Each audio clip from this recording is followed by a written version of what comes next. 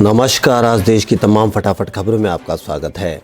महाराष्ट्र के पुणे में स्थित सीरम इंस्टीट्यूट ऑफ इंडिया की बिल्डिंग में गुरुवार को लगी आग पर काबू पा लिया गया है। जानकारी के मुताबिक इस दुर्घटना में 5 लोगों की मौत हो गई। पुणे के मेयर मुरलीधर मोहोल ने ये जानकारी दी है। मेयर का कहना है कि छठी मंजिल से जले हुए शव मिले हैं। शवों की पहचान की जा रही है। बता दें कि serum institute of India he corona vaccine Covishield बना रही है, जिसकी आपूर्ति भारत समेत कई देशों में की जा रही है। कोरोना के खिलाफ देश भर में टीकाकरण अभियान 16 जनवरी से प्रारंभ हो चुका है, लेकिन टीके को लेकर लोगों में अभी भी कुछ संशय और डर की स्थिति बनी हुई है। देश में कोरोना से बचाव के लिए 2 वैक्सीन कोविशील्ड और कोवैक्सीन लगाई जा रही है। वैक्सीन को लगवाने वाले भी घटे हैं। स्वास्थ्यकर्मी वेट एंड वॉच मोड में है। अब डॉक्टरों की सबसे बड़ी एसोसिएशन IMA ने महाराष्ट्र का कहना है कि नामचीन हस्तियों को वैक्सीन के प्रचार के लिए आगे आना चाहिए। पुणे स्थित सीरम इंस्टीट्यूट में निर्माणाधीन इमारत में आग लगने की घटना में 5 लोगों को जान गंवानी पड़ी। पूर्व में खबर आई थी कि जिस इमारत में आग लगी उसमें फंसे सभी लोगों को सुरक्षित निकाल लिया गया है, लेकिन अब आग लगने के कारण कुछ लोगों की मौत की जानकारी सामने आई है।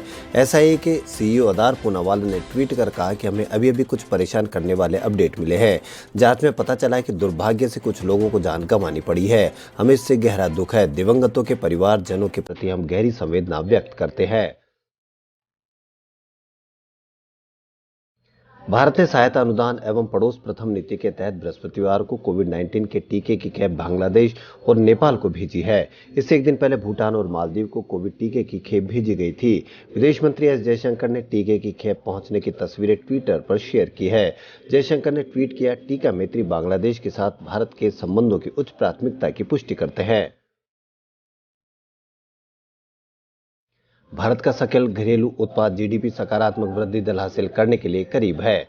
भारतीय रिजर्व बैंक ने अनुमान लगाया कि रिजर्व बैंक के जनवरी के बुलेटिन में अर्थव्यवस्था की स्थिति पर लेख में कहा गया है 2021 कैसा होगा। सुधार का आकार V आकार का होगा। V से तात्पर्य वैक्सीन से है। इस लेख को रिजर्व बैंक के deputy governor Michael Devvrat Patra और अन्य ने लिखा है। केंद्रीय बैंक का कहना है कि V आकार के सुधार में V से मतलब वैक्सीन से है। भारत सरकार ने लोगों को कोविड-19 महामारी से बचाव के लिए दुनिया का सबसे बड़ा टीकाकरण कार्यक्रम 16 जनवरी से शुरू किया है।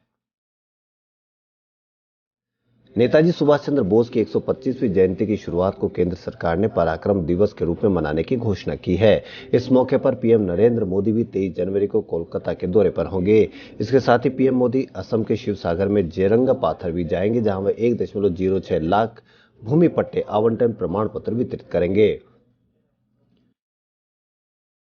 कोविड-19 वैक्सीन के प्रति हिचक, भ्रम और दुष्प्रचार को दूर करने के लिए केंद्रीय स्वास्थ्य मंत्रालय ने अभियान शुरू किया है। इस कैंपेन के तहत संदेश देने के लिए पोस्टर तैयार किए गए हैं। केंद्र सरकार खुद भी प्रचार अभियान चलाएगी और राज्यों से भी प्रचार अभियान चलाने को कहेगी। कैंपेन लॉन्च करते हुए केंद्रीय स्वास्थ्य मंत्री डॉक्टर हर्षवर्धन ने कहा कि हमारी एक को ब्राजील, दक्षिण अफ्रीका, इंग्लैंड में इस्तेमाल किया जा रहा है और दुनिया के बहुत से देश हमसे वैक्सीन मांग रहे हैं और हमसे कह रहे हैं कि आप वैक्सीन एक्सपोर्ट कीजिए। देश में कोविड-19 के उपचाराधीन मरीजों की संख्या घटकर 1,92,308 रह गई है, जो संक्रमण के कुल मामलों का 1.81% है। देश के कुल उपचाराधीन मामलों में भी 73% मामले केरल, महाराष्ट्र, उत्तर प्रदेश, कर्नाटक और पश्चिम बंगाल में है। केंद्रीय स्वास्थ्य मंत्रालय ने बुधवार को ये जानकारी दी। मंत्रालय ने कहा कि अब तक कुल 8,06,484 लोगों को कोविड-19 के टीके लगाए गए हैं। पिछले 24 घंटे के अंतराल में आयोजित 2,398 सत्रों में 1,31,649 लोगों को टीका लगाया गया। अब तक कुल 14,118 सत्र आयोजित किए जा चुके हैं। भोपाल में 17 वर्षीय कथित दुष्कर्म पीड़िता की बुधवार रात को एक अस्पताल में मौत हो गई। दुष्कर्म के इस मामले में एक अखबार का मालिक आरोपी है। एक अधिकारी ने गुरुवार को ये जानकारी दी। उन्होंने बताया कि किशोरी ने सरकारी बालिका आश्रय गृह में नींद की गोलियां खा ली थी। इसके बाद उसे सोमवार रात को गंभीर हालात में अस्पताल में भर्ती कराया गया था। जिला प्रशासन ने बुधवार को इस मामले में न्यायिक जाँच के आदेश दिए हैं। बुधवार रात को उसकी मौत हो गई। किसान आंदोलन का आज 57वां दिन है। नए कृषि कानूनों को रद्द करने की मांग को लेकर पंजाब समेत कई राज्यों के किसान दिल्ली बॉर्डर पर डटे हैं। किसानों ने 26 जनवरी को दिल्ली में ट्रैक्टर रैली निकालने का ऐलान किया है। इसी मुद्दे पर किसान संगठन और दिल्ली, हरियाणा और उत्तर प्रदेश पुलिस के बीच आज बैठक हुई। बैठक में किसानों ने साफ किया कि वह हर हाल में दिल्ली के आउटर रिंग रोड में ट्रैक्टर मार्च निकालेंगे। पश्चिम बंगाल में इस साल विधानसभा चुनाव से पहले राज्य में राजनीतिक सरगर्मी बढ़ती जा रही है। राजनेताओं के बीच तीखी बयानबाजी जारी है। इसी बीच चुनाव आयोग की एक टीम चुनाव की तैयारियों का जायजा लेने के लिए राज्य के दौरे पर पहुंची। मुख्य चुनाव आयुक्त सुनील अरोड़ा के नेतृत्व में अधिकारी असम से यहां पहुंचे हैं।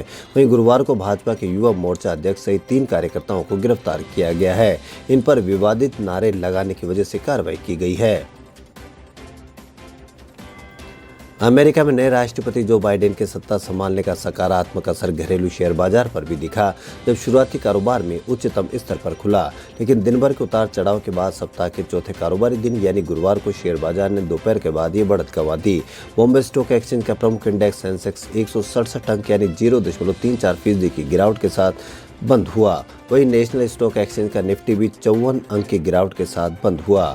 मुनाफा वसूली से बाजार में गिरावट आई। 16 जनवरी से वैक्सीनेशन के शुरू होने के बाद से देश में करीब 600 साइड इफेक्ट के मामले सामने आ चुके हैं। कुछ राज्यों से टीका लगाने के बाद मौत की खबरें भी आई है। हालांकि पोस्टमार्टम रिपोर्ट में मौत की वजह वैक्सीनेशन नहीं पाई गई। इस पर स्वास्थ्य मंत्री डॉक्टर हर्षवर्धन ने कहा कि सच्चाई है कि वैक्सीनेशन पूरी तरह सुरक्षित और प्रभावी है। जो भी साइड इफेक्ट के मामले सामने आ रहे हैं वो सामान्य है, किसी भी वैक्सीनेशन में ऐसा होता है। वेब सीरीज तांडव पर छिड़े विवाद के बीच अमेजॉन प्राइम वीडियो की एक और सीरीज मिर्जापुर भी कंट्रोवर्सी में घिर गई है। इस पर उत्तर प्रदेश की छवि धूमिल करने का आरोप लगा है। मिर्जापुर के रहने वाले याचिकाकर्ता एसके कुमार की याचिका के बाद सुप्रीम कोर्ट ने वेब सीरीज के मेकर्स, स्ट्रीमिंग प्लेटफॉर्म और केंद्र सरकार को नोटिस जारी किया है। जो बाइडेन के अमेरिका का राष्ट्रपति बन जाने के बाद एशिया प्रशांत क्षेत्र में इस बात के कयास बढ़ गए कि अब क्षेत्र में अमेरिकी नीतियों में क्या बदलाव आएगा। जो बाइडेन ने चुनाव जीतने के बाद कहा था कि अमेरिका इज बैक के 4 साल की मनमोजी और अस्थिर नीतियों वाले कार्यकाल के बाद अब अमेरिकी पुराने रूप में फिर से दुनिया के सामने होगा। बाइडेन की टीम ने आश्वासन दिया है कि अमेरिका दुनिया में फिर से नेतृत्वकारी भूमिका निभाएगा। ऐसा वह सहयोगी देशों के साथ गठबंधन करते हुए करेगा। इन सब का खासकर चीन के मामले में अमेरिकी नीति पर क्या असर होगा, एशिया में सबसे ज़्यादा दिलचस्पी यही दिखाई देखने पर है। खबरों फिलहाल इतना ही। यदि आपको हमारा चैनल पसंद आए तो लाइक, सब्सक्राइब और शेयर अवश्य करें। धन्यवाद।